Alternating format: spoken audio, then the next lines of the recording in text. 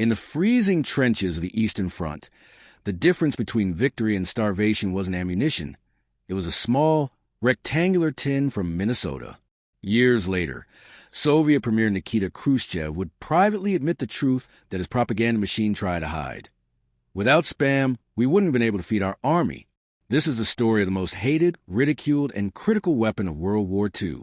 To understand how a block of pink meat became a global superpower strategic asset, we have to go back to Austin, Minnesota, in the midst of the Great Depression.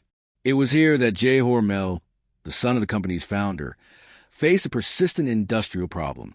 Butchering hogs created a massive surplus of pork shoulder. It was a cut that was difficult to sell, too bony and fatty for most consumers to bother with. Jay Hormel needed a way to turn this waste into profit. His solution was to grind the meat off the bone, season it, and cook it directly inside a vacuum-sealed can. The result was a shelf-stable, solid brick of meat. But in 1937, it lacked one crucial thing: a catchy name. Hormel hosted a New Year's Eve party and offered a $100 prize to anyone who could name the new product. Kenneth Daigneault, a radio actor and the brother of a Hormel vice president, shouted out Spam. The name was punchy, short, and fit perfectly on the label. While many assume it stands for spiced ham, the company has often played coy with the official meaning. But regardless of the acronym, the product launched on July 5, 1937, and quickly found its way into American pantries. For civilians, it was a convenience food, a miracle meat that didn't require refrigeration. But thousands of miles away, war clouds were gathering. When the United States entered World War II in 1941, the military faced a logistical nightmare. How do you feed millions of soldiers scattered across the globe without the food rotting? Fresh meat was impossible to transport to the front lines in the Pacific jungles or the European countryside. It required refrigeration ships, freezers on trucks, and a stable power grid, luxuries that simply didn't exist in a combat zone. The War Department needed a protein ration that was compact, calorie-dense, and immune to spoilage. Spam fit the bill perfectly. It didn't need a fridge. It didn't even need a can opener if you had a bayonet. Hormel shifted into high gear. The company's workforce, including the spammy girls, women who took over factory jobs while men served, worked around the clock. By the end of the war, Hormel would ship up to 15 million cans to the troops every single week. In total, Hormel sent more than 100 million pounds of Spam overseas to support the Allied effort. The federal government eventually purchased 90% of the company's canned goods for the military. It became the ubiquitous fuel of the American war machine. Whether a soldier was hunkered down in a foxhole in Bastogne or sweating in a humid tent in Guadalcanal, one thing was constant: the rectangular tin in their ration pack. But ubiquity came at a cost. For the soldiers eating it 3 times a day, the miracle meat quickly lost its luster. It was served fried, stewed, boiled, and cold. Cooks tried to disguise it, but you couldn't hide the distinct salty taste. This overexposure birthed a genre of dark humor among the troops.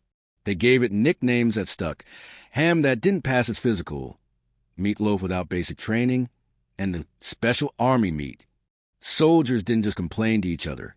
They wrote to the company. Jay Hormel actually kept what he called a scurrilous file in his office, a collection of hate mail and angry letters from servicemen who were sick of seeing his product on their mess trays. One legend from the file involves a lieutenant who swore that even the sharks in the Pacific wouldn't eat it. But despite the complaints, the soldiers ate it. They had to. It was the energy source that kept the infantry moving forward. Even General Dwight D. Eisenhower wasn't immune. He later confessed to Hormel's president that during the war, he ate his share of the meat. He joked that he felt he wasn't technically a soldier unless he had partaken in the Spam experience. While the Americans grumbled, the reception was often different elsewhere. Through the Lend-Lease Act, the United States wasn't just arming its allies. It was feeding them. And this is where Spam shifted from a soldier's ration to a geopolitical lifeline. In Great Britain, where fresh meat was scarce due to German U-boat blockades, the arrival of American canned meat was a godsend.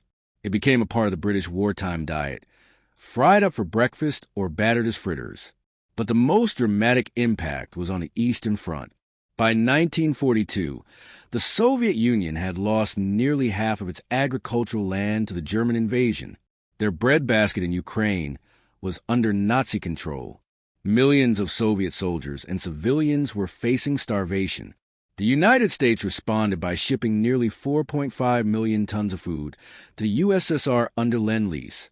A significant portion of that was canned meat, which the Russian soldiers affectionately, or sometimes ironically, called Roosevelt sausage. The sheer volume of this aid is hard to overstate. Decades later, Nikita Khrushchev wrote in his memoirs that there were days when the Red Army had nothing to eat but Spam. He credited it with saving their military from collapse during the decisive years of the war. While the Soviet Union relied on Spam to fuel its massive counteroffensives, a very different story was unfolding on the other side of the world. In the Pacific Theater, the relationship between the canned meat and the people it sustained was forging a legacy that would outlast the war itself. Hawaii became a central hub for the American war effort after Pearl Harbor. But for the local population, the war brought immediate and severe restrictions. The military government imposed martial law, and deep-sea fishing, a primary source of protein for the islands, was heavily restricted due to the threat of mines and submarines.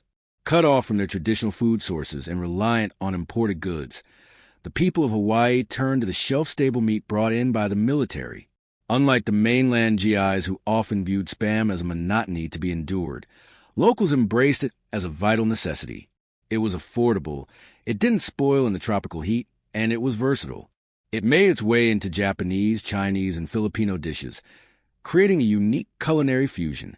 By the time the war ended, Spam hadn't just fed the population, it had become woven into the cultural fabric of the islands. For the soldiers fighting island to island, however, the experience remained grueling.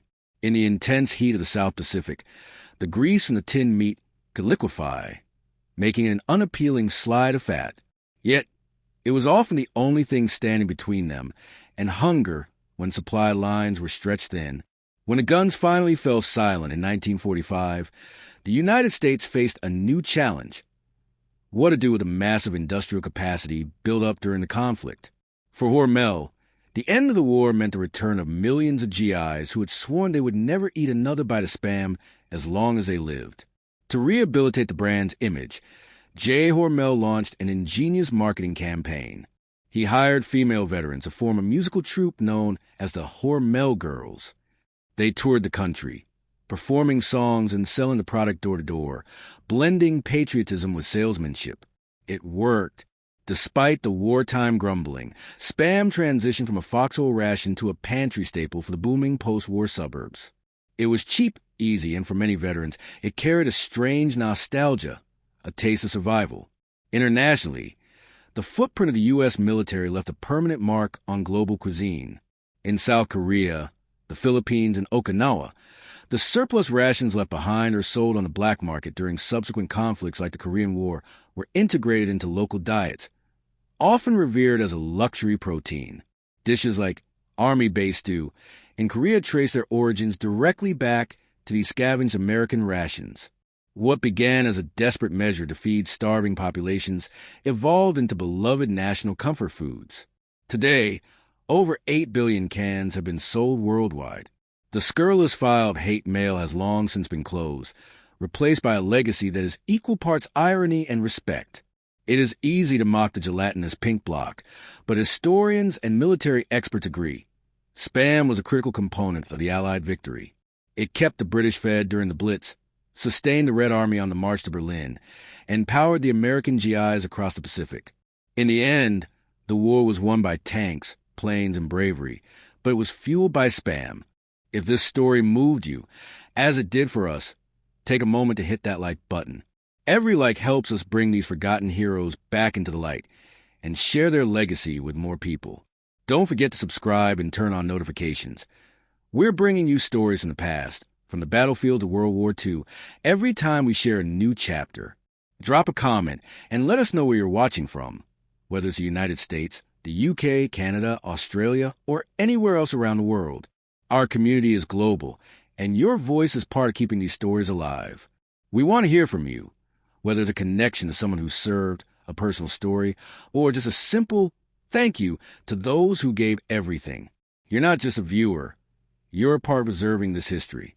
Thank you for helping ensure these stories, these men and women, are never forgotten. Their bravery deserves to live on, and with your support, we're making sure that happens.